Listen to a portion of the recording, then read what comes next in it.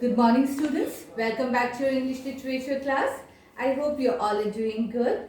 So children, in today's class we are going to start chapter number 5, Yeti.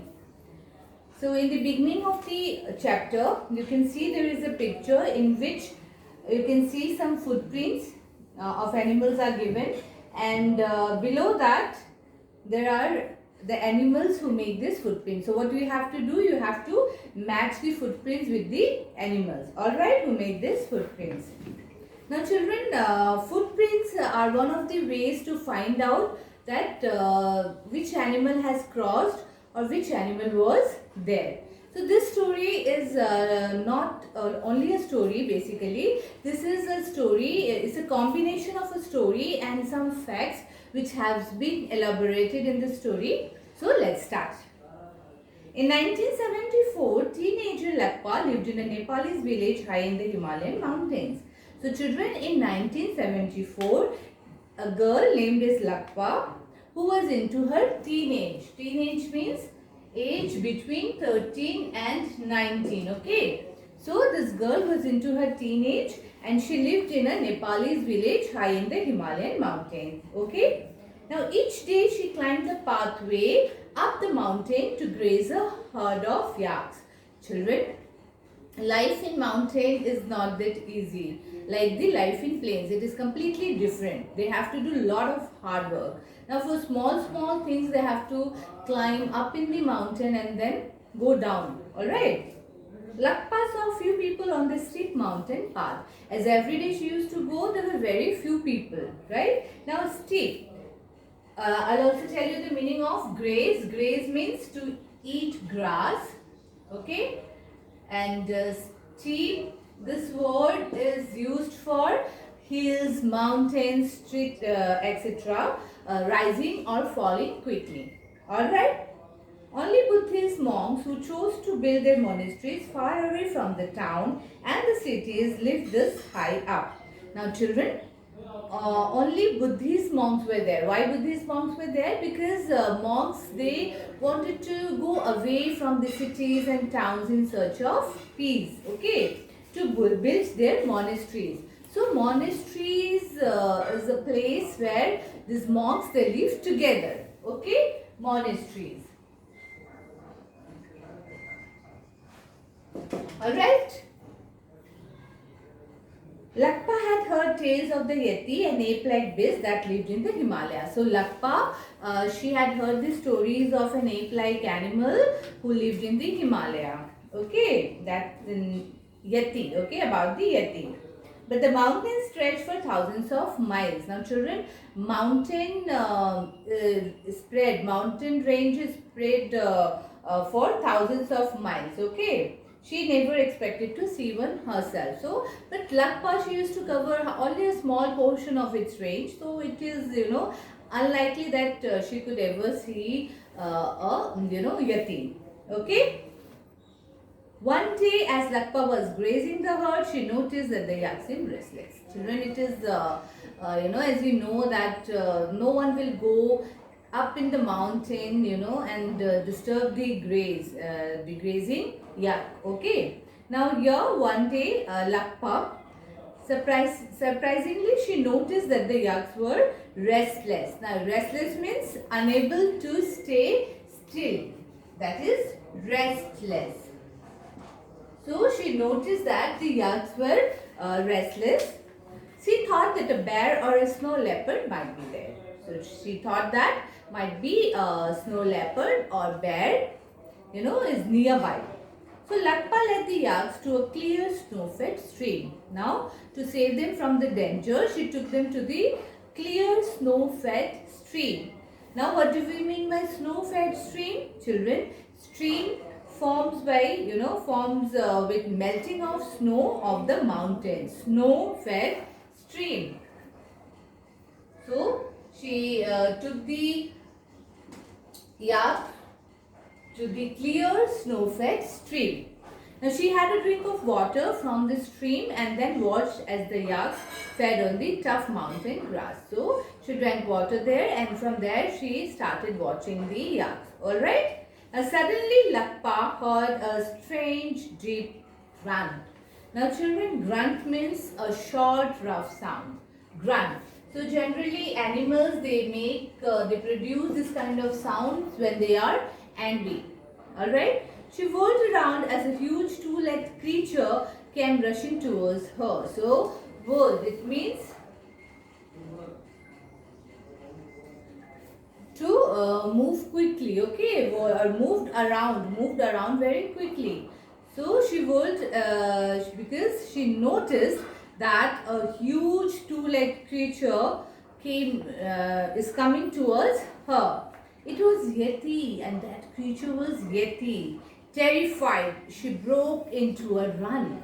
Terrified, it means very afraid, terrified.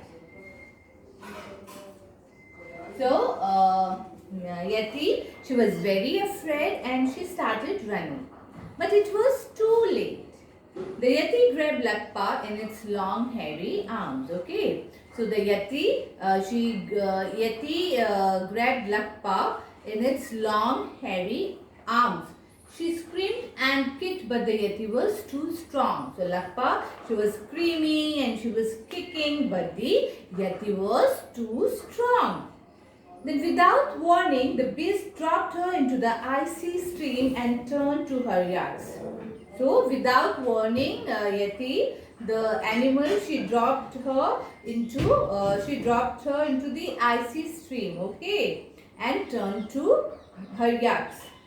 With powerful blows, it quickly killed three of the enormous beasts. Now children, enormous means very big, enormous.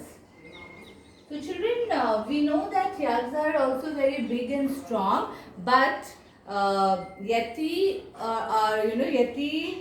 is more stronger. How? By the statement we come to know, with powerful blows, it quickly killed three of the enormous beasts. Alright? Now, Lakpa crawled out of the stream and ran home as fast as she could. Now Lakpa managed to come out of the stream and she ran as fast as she could go. She reached home. When the police investigated the scene, they found the Yeti's large footprints, but not the Yeti. So Lakpa, she might have informed her parents, and her parents might have reported to the police, and then police, they have reached to the that place, they investigated the scene, but they have found the Yeti's large footprints, but not Yeti. Lakpa's story is similar to many other tales of the Yeti reported by people living in the Himalayas. So it was not only Lakpa who has reported about the Yeti, there were other people also who has reported the same story.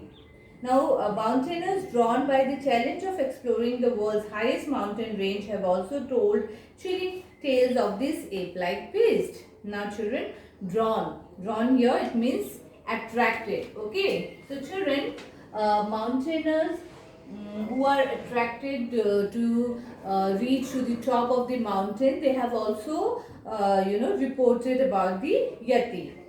The name Yeti comes from the Sherpa words Yete, which means that thing. Now Sherpa, they are the people who guide others in the mountain. Okay, so Sherpa language. So the word Yeti comes from the Sherpa word, that is Yete, which means that thing.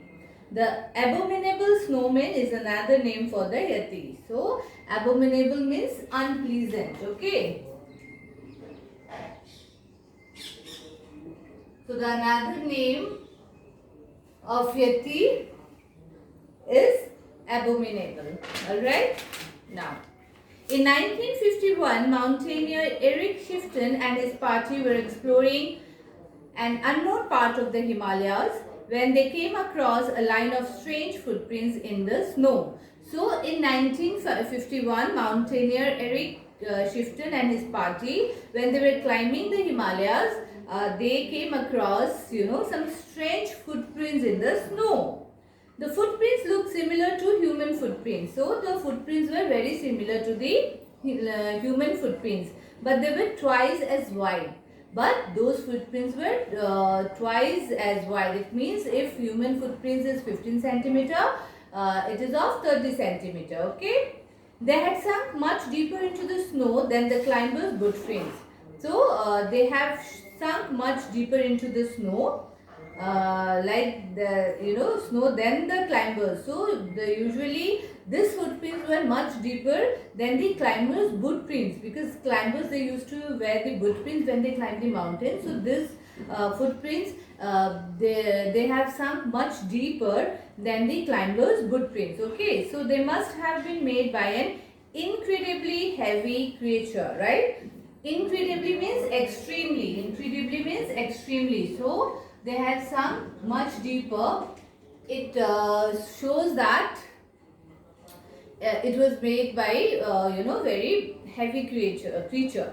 The most amazing of all, the clear toe prints showed that the creature was walking barefoot in the freezing snow, and amazingly the clear toe prints. So when we wear the shoes, the toe prints it will not come, right? But here the toe prints were very clear, because of which it is very clear that the creature was barefoot without the boots. In 1970, another mountaineer had an even closer encounter with a Yeti. So after 1951, again in 1970, another mountaineer also had an even closer encounter with a Yeti. Don Wheelens was climbing in the Himalayas when a Sherpa guide called out, "Yeti coming." So here Don Wheelens was climbing with the help of Sherpa guide, and when Sherpa guide called out, "Yeti coming." Okay. Now Don looked up, but only caught a quick look at the black ape-like figure before it disappeared behind a ridge. Alright. So ridge means a line where two surfaces meet at an angle. Okay. So ridge. So when the Sherpa shouted, "Yeti coming," so Don looked at that direction, but he couldn't see the beast, but he could just see the ape-like figure before it disappeared. Okay, the next day Don found the creature's footprints in the snow.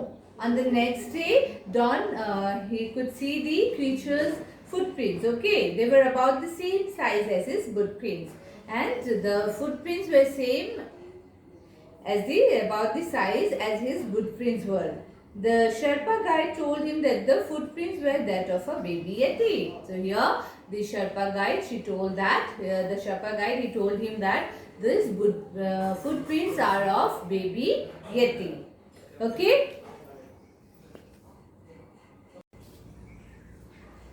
So later that night, Don saw the creature again. So again later that night, the mountaineer, he saw the creature. He was looking out of his tent into the bright moonlight when it came lopping around. Now children, lopping means moving or running with jumping steps. You might have seen monkeys lopping, right? So lopping.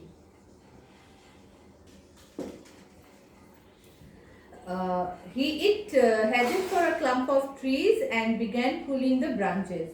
Don grabbed his binocular. So Don, he just took out his binocular. He wanted to see the creature more clearly, but the creature suddenly noticed him and ran across the mountain and out of sight.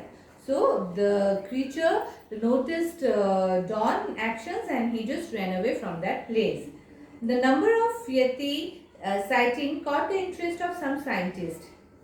Children, scientists believe always in proving fact with the evidence which are available, right? So they studied photos and plaster cast of Yeti's footprints and then compared them with other animals' footprints. So children, they studied the photos and plaster casts of Yeti's footprints, and they compared. The scientists, they have compared these footprints with the other animal footprints. Okay. Now they decided that the Yeti print could not have been made by a bear, an ape, an antelope or any other known animal. So now they decided that the Yeti's footprints were not made by a bear, an ape, an antelope or any other known animal. Apart from footprints, little evidence about the Yeti has been found. So apart from footprints also, there were little evidence which were found, and Yeti footprints are still been found. So Yeti's footprints are still being found. Okay, and in 1992, Julian Freeman Atwood found footprints on a glacier that no one had climbed for 30 years. Now, children, after 1970, in 1992, again Julian Freeman Atwood, he also found the footprints on a glacier where no one had climbed there for 30 years. Alright. Now, will the mystery of the Yeti be solved? Now, children, it is a question to think. Will the mystery of the Yeti be solved? What sort of a creature is it? Where does it sleep? How does it find enough food to survive on the snow-covered mountains? Are some mountaineers going to meet a Yeti or one of their climbs? Maybe one day we will discover the answers. So, children, this chapter ends with a positive hope. Okay, that is someday probably we will find the answers to all these questions. So, with this we have completed our chapter. Children, please read the chapter at least twice. Thank you so much. Have a nice day.